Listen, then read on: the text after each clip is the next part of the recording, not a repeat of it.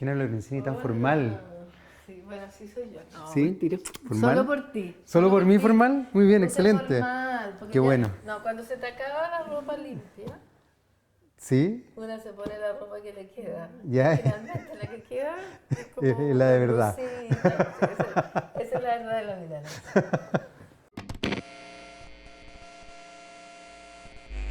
Kina, el 13 de enero tú tuiteaste un comentario sobre lo que había ocurrido en el Banco Mundial y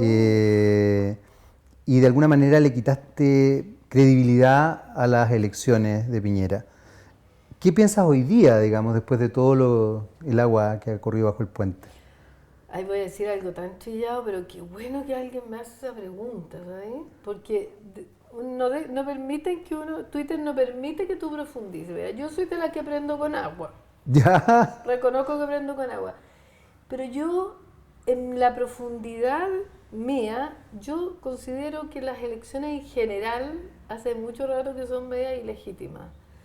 Porque cuando son a base de mentiras, porque lo del Banco Mundial yo me volví loca, por supuesto, y tiré ese Twitter y no lo he borrado porque sigo pensando que todavía habrá, quién sabe si este gallo ahora que renunció, si le dio miedo, a mí no me asegura que si el Banco Mundial ahora dice que no, esto no Si es fue válido o así, si no, es digamos. válido o no, no tengo confianza en las democracias que, como dice Varela, son tuteladas por el 1% para el 1%. Ujú. Entonces, a mí, en las elecciones estas, fundamentalmente, pero yo creo que la mayoría, pero estas elecciones fueron en base a puras mentiras. Les dicen posverdad y no sé qué, porque pero son vulgares nuestras antiguas mentiras. Entonces yo soy absolutamente desconfiada de sistemas que se basan en puro mentir. O sea,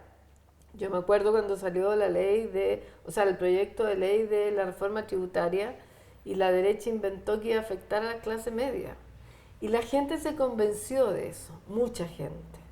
Después que es mejor pagar la educación. Entonces, después Chilezuela, mira, yo tengo una familia conservadora y amigas, mi mamá tiene 86 años, y amigas de mi mamá me mandaban WhatsApp con mucho cariño y que confiaban plenamente en mí diciéndome si creía yo que Chile se iba a volver en Chilezuela.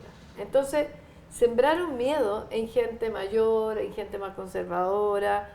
Yo, yo entiendo que es legítima la elección en el sentido de que aunque haya votado un 27% del padrón electoral por Piñera, o sea, no es un 54% como dice Belolio, que lo escuché el otro día, es un 27% de la población, funcionaron en base al miedo.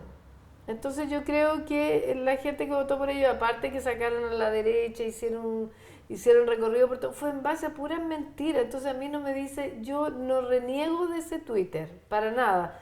Nadie me asegura que el Banco Mundial no mienta. ¿Por qué me va a decir a mí si Gallo, como el nuevo ministro de Hacienda, está en el Banco Mundial? ¿Qué confianza me puede dar un tipo así a mí? Ninguna. Entonces, ¿por qué me va a dar confianza el Banco Mundial que le exige a los países que más o menos que le quiten todas las garantías a los países, a los ciudadanos de los países, para que ellos les presten plata, por ejemplo? O para que, ¿me entiendes? Ujú. Entonces, ¿por qué voy a confiar yo en el Banco Mundial? Yo no me arrepiento para nada de ese tweet.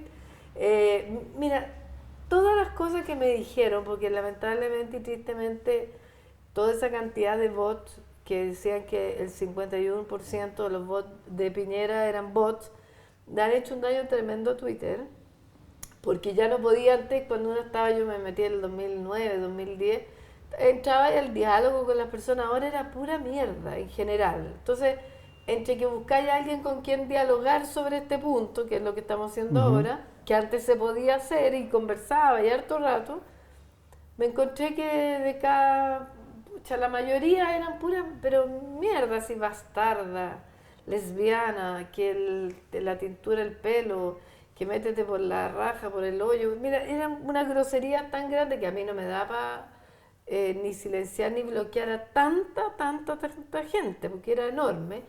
Y a mí me gusta leer lo que la gente dice a cambio de lo que tú escribes, porque es interesante saber si hay gente que está de acuerdo contigo o no. Así que no, yo no tengo por qué confiar en el Banco Mundial, como a lo mejor no hay una conspiración, pero sí, efectivamente, con el Chilezuela, con este país que está destruido, que no sé qué, yo no lo veo ni tan destruido económicamente. Además, ¿qué le importa si está destruido o no? Porque todo es crecimiento, crecimiento, crecimiento, crecimiento, que significa para el 1%, y eso para el resto significa endeudamiento, endeudamiento, endeudamiento, porque en el fondo el hiperconsumo que se ha metido tiene la mayoría de la gente endeudada. ¿Y qué hace eso? Que dijo Habermas hace mucho tiempo, hace esclavos. O sea, en el fondo, cuando tú decís compren para la Pascua, compren en diciembre y paguen en junio, después venía a comprar las cosas de marzo para el colegio, paguen en octubre, ¿le vaya a discutir tú a tu jefe? Y vaya a arriesgar perder la pega, aunque el jefe sea un injusto, o en tu pega se aprovechen, o no puedas ir a la huelga, o todo, porque estás aterrado a perder la pega. Entonces, estamos como con una generación de esclavos que no se dan cuenta que son esclavos. ¿Y cómo se cambia eso? Uy, no sé, haciendo ver, mira, a mí me dio esperanza la venida del Papa, te puedo decir, porque ese 55% que no votó, me queda claro que no son personas que no están ni ahí con nada. O sea, de alguna manera, el que haya ido un tercio de la gente que esperaban, y que en general la gente que más va a esas cosas son gente del pueblo popular, porque yo también soy pueblo, pero el pueblo popular, yo creo que esa gente no tiene a dónde expresar su malestar. No confía en la iglesia, ahora ya no va a confiar en Carabineros, que tenían altísimo Sí, nivel de reconocimiento, no reconocimiento, sí. confían en los políticos. Entonces ese 55% no es que no esté ni ahí, que le da lo mismo y que mañana tengo que ir a trabajar. No, yo creo que tienen demandas, tienen rabia, tienen impotencia, están endeudados, pero no tienen quien los escuche verdaderamente. Pero en ese sentido, Kena, no también esa misma porcentaje de la sociedad no es consciente, digamos, de su ser consumista, de su ser endeudado.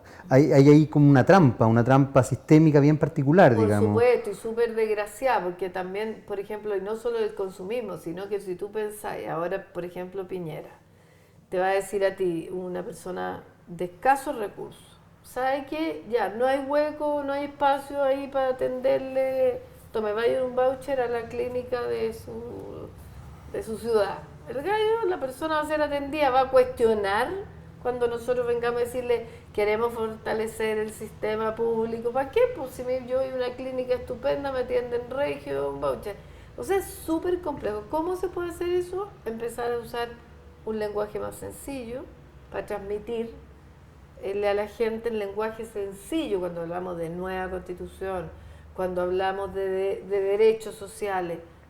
¿Qué son los derechos sociales? Hay que empezar a hablarle a la gente con más y con más de la vida también. ¿De qué es lo que tú quieres para la vida? O sea, ¿solo quieres para la vida comprar? ¿O esperas para la vida también aprender, ir al cine, conocer el mundo, salir de Chile, tomar vacaciones, compartir con otras personas? O sea, hay que desmontar, creo yo, todo esto Ujú. en base a un lenguaje sencillo y cercano.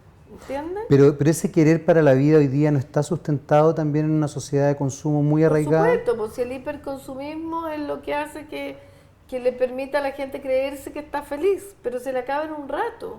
Porque cuando tú tenés las zapatillas o el iPhone, el último, antes de que tú ya lo terminaste, o sea, ni se te gasta ni la suela y ya apareció el siguiente.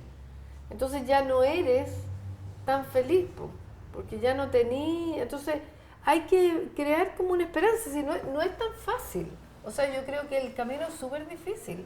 O sea, nosotros tenemos que hacer, la gente tiene un malestar porque está Pero endeudada, no tiene conciencia de pero eso. no tiene conciencia que ese endeudamiento le da infelicidad, porque se endeuda con otra cosa y está otro ratito feliz. Ya, pero hay un elemento cultural súper arraigado hoy día, que de hecho los medios de comunicación de masa son verdaderos, ¿cómo se dice? Son socios, digamos, ni tan pasivos de este O sistema. sea, son socios activos, por eso. Absolutamente. Programas como este y la obligatoriedad que tenemos, la izquierda, creo yo, de tener un medio de comunicación es fundamental. O sea, programas como este y como todos los que han ido saliendo, porque ahora lo interesante es que sobre todo la juventud se está informando a través de estas cosas, de estos programas. Le está interesando ver en internet y vamos a tener una juventud que probablemente, y que es como medio cliché, pero que es como el futuro, un poco que va a ir viendo las cosas de otra manera y también las va a ir viendo en el mundo. Quizás la gente, incluso la gente, los jóvenes que tienen acceso a través de los colegios a sus computadores o a internet, van a poder ir viendo discursos diferentes, ¿entiendes? Discursos diferentes. Ahora, la gente de siempre, la que está en la población, la mayoría de las mujeres no tienen acceso a internet, tampoco tienen acceso a trabajo, las que se dedican al microtráfico que terminan presas, imagínate que es lo más absurdo que hay, la mayoría de las mujeres presas son por microtráfico, que las meten en las, para mantener a su hijo, que las meten en los coches, qué sé yo. Todas esas mujeres es difícil llegar a ellas, es súper difícil porque ¿qué le ofrecí como alternativa? Claro, y por lo mismo, ¿qué se le ofrece como alternativa? ¿Cuáles son las propuestas, digamos, que uno podría tener? Yo creo que tenemos ahora estos 4 años para ir al territorio y empezar a hablar con la gente en un lenguaje sencillo, pero también quizás yo creo que lo interesante que la Beatriz Sánchez demostró es que hablaba en un lenguaje que la gente le hacía sentido. Le habló de felicidad, de esas cosas nadie le habla. Le hablan de crecimiento, crecimiento, crecimiento, pero ¿para qué nos sirve crecer tanto? ¿Para dónde vamos tan apurados? Yo creo que esa es una pregunta súper válida. ¿Para dónde queremos crecer tan apurados? Sobre todo si nos llega un chorreo mínimo. Evidentemente, inevitablemente el tiempo va mejorando la calidad de vida de la persona. No es lo mismo si tú veis la batalla de Chile, como andaban vestidos las personas que apoyaban a Allende. Hoy día las personas sin recursos, que me cuesta porque me cabe decir pobre, pero las personas sin recursos no es lo mismo, porque hoy día te vestís en la ropa china y te sale enfermo barato, que aunque sean niñitos chinos lo que hicieron las ropas, que todo está lleno de contradicciones. Sí. No va a ser de un día para otro, porque el neoliberalismo solo se pudo instalar gracias a lo que dice la Naomi Klein, ¿me entiendes? A una terapia de shock. Aprovechar que todos estaban en shock, con detenidos desaparecidos, ejecutados, qué sé yo. Se puede instalar eso. Lo mismo que pasó en New Orleans, ¿no es cierto? Que pasaron de 352 escuelas públicas a que pasaron, esas 352 pasaron 340 a ser privadas, porque se aprovechó el shock, ¿te acuerdas? Sí, perfectamente. Se aprovechó el shock para pasarle al mundo privado. Así se instala el neoliberalismo. Es una cuestión, y esto desmontarlo es súper difícil porque tenéis que desmontar la conciencia. Exacto, la cultura. Pero eso va a tener que ser paso a paso, ir demostrando que es posible. Yo creo que los jóvenes son un buen espacio a conquistar, ir a los colegios. Yo encuentro que es fundamental los estudiantes, por ejemplo, que vayan tomando conciencia de este cambio, que vayan hablando más del índice, que se habla un poco del índice de la felicidad. O sea, hay que meter unos conceptos distintos, ¿cachai? No de puro odio, no de puro, por ejemplo, no de puro marchar, sino que también de ser capaces de ser más creativos, irrumpir en los espacios oficiales, ¿me entiendes? Tomar autonomía un poco sobre los políticos. ¿Cómo se irrumpen los espacios oficiales, Kena? Pucha, como por ejemplo cuando esos cabros entraron a La Moneda y se vistieron como que eran un grupo que querían conocer La Moneda, y irrumpieron. O como cuando el Pedro Lemebel, estoy pensando en él, le dio un beso en la boca al Lago, o le dio un beso al Ortega y se metió en un espacio público. O como tantas veces la hacen las europeas, ¿cierto? Que hay una cuestión hablando de medio ambiente, que todos sabemos que son un poco bluff y se meten las mujeres y con un cartel, en fin. O sea, yo soy de la idea de que ya tiene que haber una especie de guerrilla, que no sé si es la palabra adecuada, pero una guerrilla urbana de ese tipo de cosas. Porque yo, por ejemplo, como fotógrafa, veo mi blog de las marchas del 2011 y 2012 y podrían decirte que son casi todos iguales, ¿cachai? Entonces, marchar, que te llevan por un desvío, no rompe nada, no rompe ni mucho la ciudad, porque te tiran por donde quieren tirarte, porque yo me acuerdo que fue una marcha que las consideraba peligrosísimas porque las tiraban cerca de la norte de las Sí, 5 sí, norte-sur, las sí. 5 sur, las 5 norte, yo lo encontraba hasta peligroso porque los cabros son jóvenes y bueno, y los jóvenes hacíamos locuras, pues, entonces se pueden subir arriba, qué sé yo. Entonces no rompen con nada las marchas ya, ¿cachai? Pero en ese aspecto, Kena, ¿cómo lo hacemos o cómo se hace en definitiva para que esa ruptura de la que tú hablas, como el acto del MBL o lo que pasó con estos jóvenes en La Moneda, etcétera, etcétera, no quede solamente establecido como impacto estético, sino que efectivamente genere un cuestionamiento, un análisis, un pensamiento que vaya un poco más allá?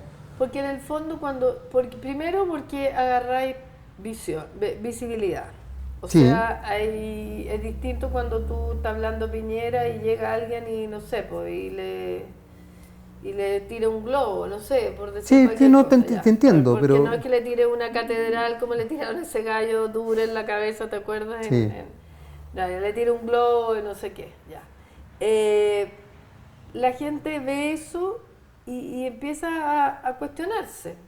Y una puede hacer un análisis de ese cuestionamiento y lo pone en lo público también, desde Ujú. nuestros medios y de nuestra ida a territorio. Lo que pasa es que ya nadie va a hablar con la gente, ya no hablamos con la gente. Mira, yo hice esa campaña de para senadora, Sí, que fue muy a última hora, que fue muy bonito, pero yo la hice puerta a puerta. Y me tocó hacerla con una candidata de Curicó y con otra de Talca, pero con la de Curicó salimos más porque la de Talca tuvo una gran enfermedad, lamentablemente, en ese momento. Y te juro que a veces nos demorábamos hasta 20 minutos en una puerta a puerta. O sea, conversábamos con la gente, la escuchábamos, hablábamos, nos contaba el rollo, pero nosotros la escuchábamos y conversábamos, intercambiamos y sembrábamos. Yo le decía a la gente que me dio plata, decía, si no salimos, no importa, estamos sembrando. Hay que hacer más asamblea. Yo soy de la idea de que hay que hacer actividades ujú, entretenidas, no un bingo, pero quizá otro cine, por ejemplo, operativo del canino, por tú, y de entregar nuestros mensajes sin engañar y conversar con la gente, escuchar a la gente. Y la gente iba cambiando de opinión. Entonces esos votos que yo saqué, estoy segura que no son del Frente Amplio, mayoritariamente ni nada, son gente mucha con la que hablamos, la escuchamos, esta mujer le fue súper bien también, y ella es médica, entonces ella nunca decía que era médica. Se presentaba como con su nombre. Yo decía, y la doctora, yo le ponía ahí como él, para que, porque la gente como engancha. Pero efectivamente, lo viste, los vicios así como de la capital, así como. Y ella se quedaba conversando con la gente, porque ella además es, ¿cómo se llama? De niño, ya, ya, sí, sí, sí, sector de niño. sí. Entonces, pero nos quedamos mucho rato y ahí conocimos unos casos increíbles. O sea, yo te diría que casi los más perjudicados y las más perjudicadas de este país son las profesoras. Desde la que llega un gallo con el que es dueño del colegio y se enojó porque el amante estaba dentro de la otra profesora y el amante se picó con esta profesora y la echaron, que llevaba 30 años con un currículum increíble, o sea, ni una fiscalización, hasta la que partió estupendo y te ahora con una jubilación, no está como esa típica foto de que te anda pasando en Twitter de la profesora que pide plata, pero están a ese nivel. O te encontrás con una mujer en la calle que te termina contando que tiene 2 hijos postrados y que la Teletón no le da. Entonces tú dices, pero ¿cómo no le da? No, porque después de cierta edad ya la Teletón no se No, hace pues para cargo. niños y adolescentes. Claro, entonces ya no se hace cargo. Y, o sea, vais viendo y ahora como todos nos vestimos iguales, no como lo que te decía antes, que tú Mm. podías ver los gallos parchados si uno ve la batalla de Chile, que yo siempre lo recomiendo, tú veías a la gente parchada y sin dientes y no sé qué. Ahora la pobreza está súper camuflada por esto de las ferias, la ropa usada, la ropa china que es muy barata. Entonces la gente, tú la ves y decís, oye, la galla amargada y qué sé yo, porque puede ser muy agresiva y la veis con su cartera, bien parada y no sabéis las desgracias que hay detrás. Entonces yo creo que hay que ir a la única manera que va a ser lenta, yo no creo que sea rápida, y con una buena líder. Yo para mí, la Beatriz Sánchez sacó casi medio millón de votos más que el Frente Amplio, porque ella sí, imagínate que ella no hizo el desayuno parafernálico cuando cuando todos hacen ese desayuno para la televisión, ella nos rompe con eso. O no fue donde Melnik, que una pucha, yo lo agradezco. ¿Por qué? Porque yo encuentro que tú, ¿sabes qué? Yo una vez, yo cuando supe que Jovino Novoa iba a candidato, yo no lo podía creer. O sea, yo no pensé nunca. Mira, yo cuando se acabó la dictadura, yo trabajé en la revista Análisis, yo me iba a ir a Italia a estudiar cine. Y me llamaron de la Secretaría General de Gobierno, en ese tiempo de Elwin, que yo, por cierto, no voté, no me inscribí, porque yo no quería un demócrata cristiano. Imagínate, ese nivel de rebeldía, yo no me inscribí en los registros electorales. No quería ni a Vigi ni a Elwin, yo quería algo de verdad. Pero me fui a trabajar ahí porque era reconstruir el país. Bueno, me choría el rato porque vi que eran los mismos políticos y todo. Pero iba algo y se me fue. Estabas hablándome de Beatriz Sánchez y me estabas hablando de que ella no había hecho el desayuno, que tenía que ver en definitiva con una situación media sistémica. Ya, claro. Bueno, y yo me acuerdo que ahí yo ya me empecé a sorprender de esta connivencia con ciertos personajes. O sea, como que en realidad todo se transformó. O sea, ya no había esta separación y empecé a ver, ponte tú, a gente que había sido mala para mí, que había sido el gobierno de Pinochet. Bueno, Pinochet siguió siendo comandante y jefe. Y todos hacían como que esto no era nada raro. Para mí era terrible. Entonces yo nunca entendía cómo estos personajes podían estar bueno, delatores y gente que uno sabía, cómo podían estar yendo al Parlamento, yendo a la Moneda, porque a mí me tocaba fotografiarlo, y darse la mano y matarse la risa. Yo igual tenía 21, 22 años, que una es más, pero yo espero que no se me haya quitado. Entonces es como Melnik, yo me acuerdo perfectamente de él, me acuerdo cuando tuvo su accidente, me acuerdo de todo del tipo de la dictadura.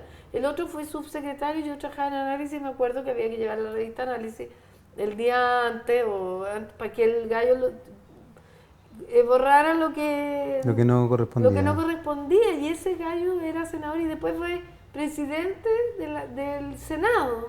Entonces para mí eso es súper violento. O la B también. Entonces, bueno, y empezaron a pasar cosas que yo cuento, que siempre se me olvida el nombre porque no es que lo oculte. Cuando me iba en un ascensor en La Moneda y me encontré con un tipo con el que estuve muchas veces y que era subsecretario, todavía subsecretario creo de Cancillería, si no me acuerdo el nombre. Y yo le digo, hola, ¿cómo estáis? Trátame de usted. O sea, muchos personajes, o el Guatón Correa, que el Guatón Correa comía pollo con papas fritas en el parque forestal porque no tenía ni uno, y yo lo veía y a veces conversábamos. Y un día le grité porque quería entrar a lo de Elwin, yo, y nadie me da la pasada porque estaba muy... Digo, Guatón. Y veo que viene y, qué buena onda, me dice, yo no soy más el Guatón Correa. O sea, como que, ¿me entendí? Todo se empezó como a distorsionar, o sea, como... Y yo me cabré súper rápido. Me echaron, pero me echaron parte en eso. Porque yo era de la Secretaría de Gobierno y todo, pero yo era súper... o sea, de todo, no sé, querían que yo fuera a tomarle fotos al auto del hijo del ministro del Interior que había chocado. Yo decía, pero si yo soy fotógrafo de prensa. O sea, empezaron a ganar los mismos vicios y vi que todos estaban en el mismo saco, por decirlo de alguna manera. Entonces para mí fue súper chocante. Y Beatriz Sánchez, ¿tú sientes que está en otra? Yo siento que Beatriz Sánchez era como otra cosa. Eso es lo que yo quería ver, decir, yo con este gallo no tengo por qué estar en el mismo lugar. De hecho, yo como trabajé con la Beatriz Sánchez en Combinación Clave como invitada a veces invitaban, ponte tú, al presidente de la Fundación Jaime Guzmán. Y eso ya era tolerable porque presidente hay un cierto manto de duda que yo no la tengo, pero ya. Pero ponte tú, si llegaba el presidente de la Fundación Pinochet, o sea, yo decía, tú no deberías estar sentado acá, o sea, nosotros no tenemos nada que dialogar. Ahora, ella era la conductora y no era candidata presidencial, que son cosas distintas.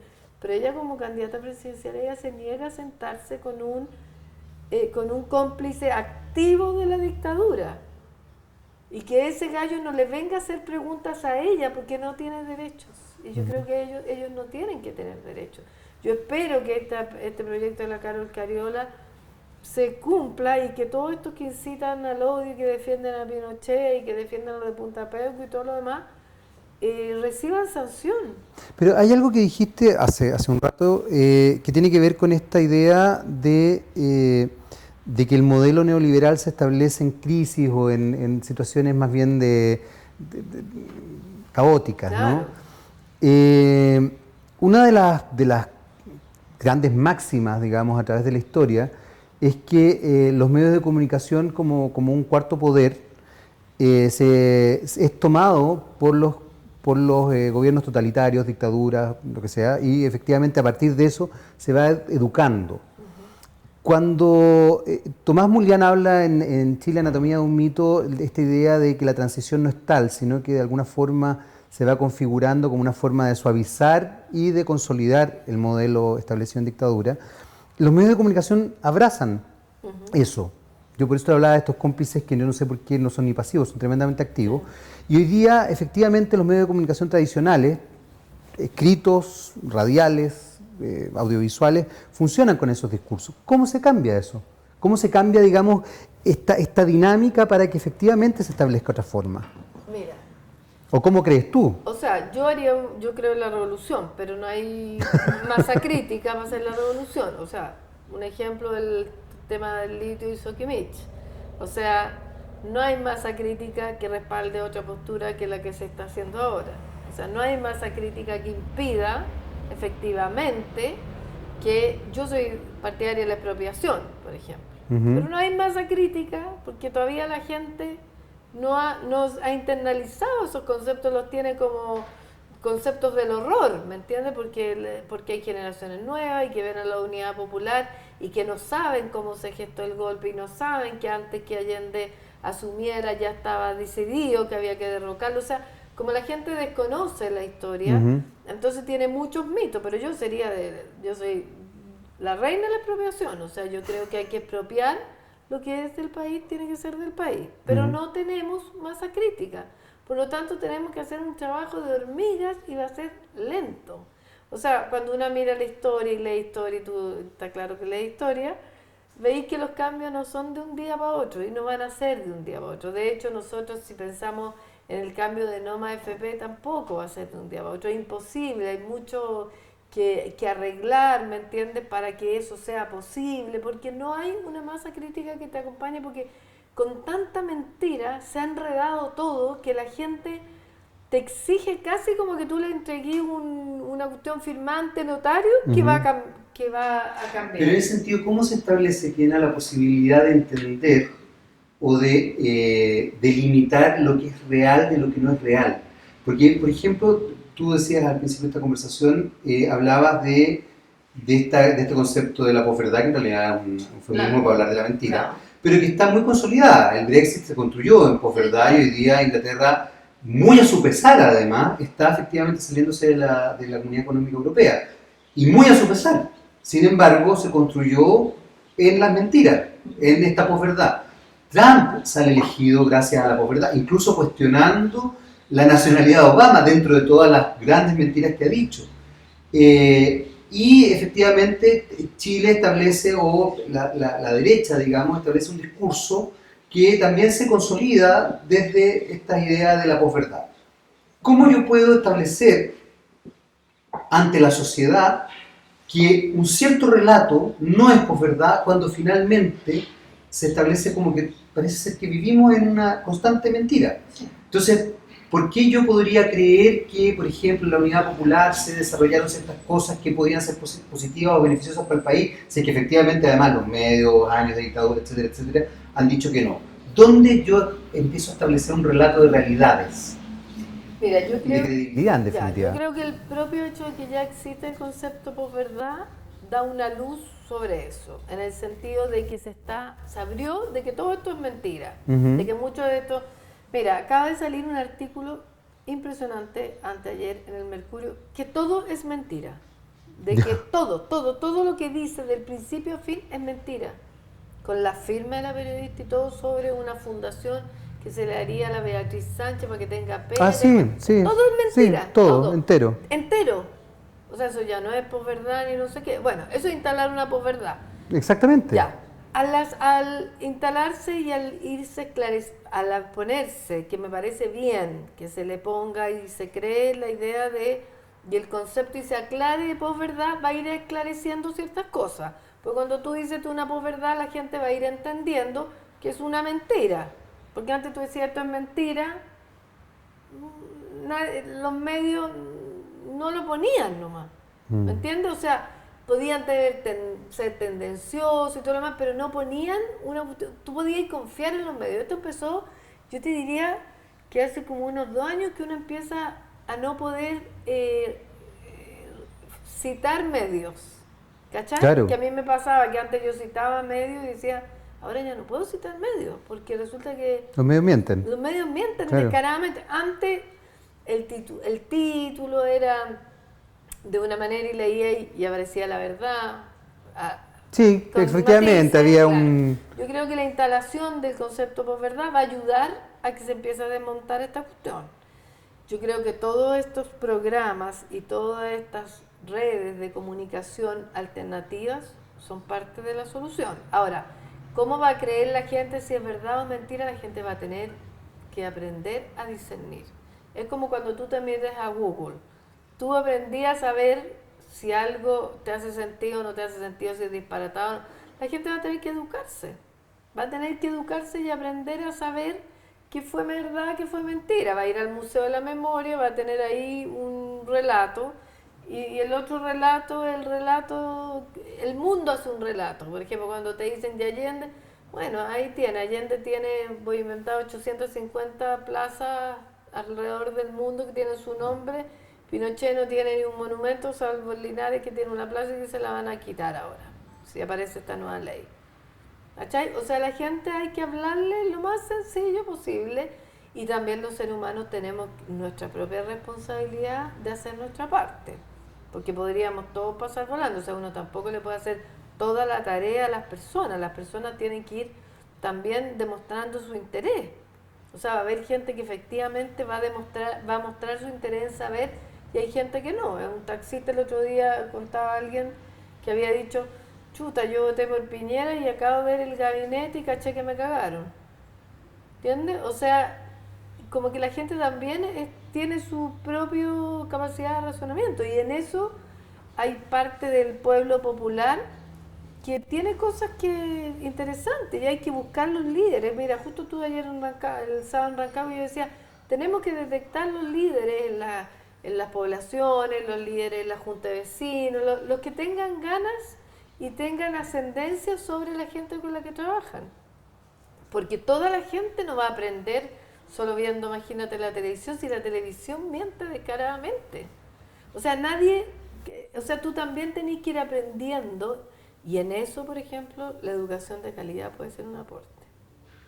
O sea, la educación, con educación civil, ¿cómo se llama? ¿Gratuita? No, con la educación esta que nos enseñaban a mí, por lo menos en el colegio, como de cómo funciona un país, qué sé yo. Yo creo que todas esas cosas... Educación cívica, filosofía, arte. enseñar a pensar, o sea, que tú puedes pensar independiente, autonomía del pensamiento, dejarse de pensar que lo que piensa el del lado es tan importante para ti, o sea, nada de que el quererse a mí mismo, no, yo creo que lo importante es la autonomía de las personas tienen que aprender a vivir con autonomía y eso, autogobernarse, aunque estén equivocados al principio, tienen que aprender a creer en lo que ven, en lo que sienten y después van a ir cachando lo demás, o sea, la gente, imagínate todo lo que hemos visto ahora que ya nos ha sobrepasado, pero todo lo que hemos visto respecto de la diversidad sexual, bueno, tiene que ver con la autonomía que han ido tomando las familias, porque cuando son niños chicos, o las mismas personas trans, por ejemplo, que me da lo mismo lo que piensen los demás, me largo y pongo la cara y me pongo como familia y que piensen lo que quieran. ¿Te fijáis? Y me apoyo ya porque hay mucho en el mundo que me apoya. Yo creo que otro aporte interesante es en la globalización de las comunicaciones. O sea, yo tengo, por ejemplo, sobrinos y sobrinas de derecha pero que no ven, que no están ni ahí con el aborto, no tienen ningún problema con el aborto a todo evento, que no tienen ningún problema con la diversidad sexual y son de derecha y votan Piñera, que no tienen problema con el matrimonio entre personas del mismo sexo, porque la juventud a través de esta globalización esos temas los tienen superados. Si lo que los tiene jodidos y atrapados, volvemos a lo mismo, es el tema de las platas. Siento yo, el crecimiento, el crecimiento, el crecimiento. ¿Crecer para qué? ¿Crecer para qué? ¿Para qué queremos crecer? Yo creo que es una pregunta súper interesante. ¿Queremos crecer para tener más cosas? O sea, por lo menos yo, de verdad, hace unos 10 años que ya no quiero tener nada más. O sea, por supuesto que si tengo que cambiar el auto porque tengo que llevar a mi hija al jardín y mi auto es más antiguo y no voy a tener eso catalítico, no me dejará andar, lo voy a cambiar. Pero yo no quiero tener 2 tostadores en mi casa, no quiero tener otro juego de loza para las visitas, ¿me entendí? O sea, como que también uno empieza a darse cuenta de que no es necesario tener tantas cosas. Kena, con eso me quiero quedar, con el crecer para qué. Creo que eso es una buena idea. Muchas gracias por venir hoy día, Kena. Oye, gracias a ti por haberme invitado. Estoy feliz, felicitaciones al programa y encuentro que así vamos a cambiar de pasito a pasito. Está Luis Fonsi ahora. Sí, total. Una vez pasa por todos lados, pero conocí la canción, reconozco muy tarde, pero esa pero te quedó grabada. Súper buena. Gracias a todos y a todas los que están aquí en el estudio.